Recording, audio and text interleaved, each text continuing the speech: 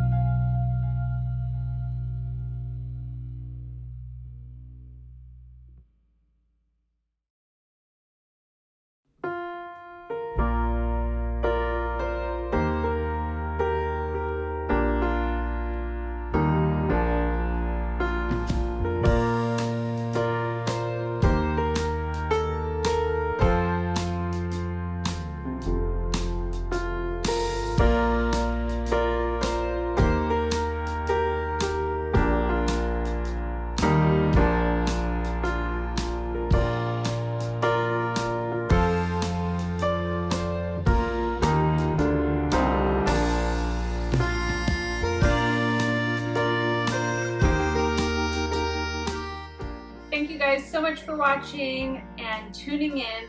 If you are interested in more videos of our renovation process and to watch this all the way to completion, please like and subscribe to our channel for more videos.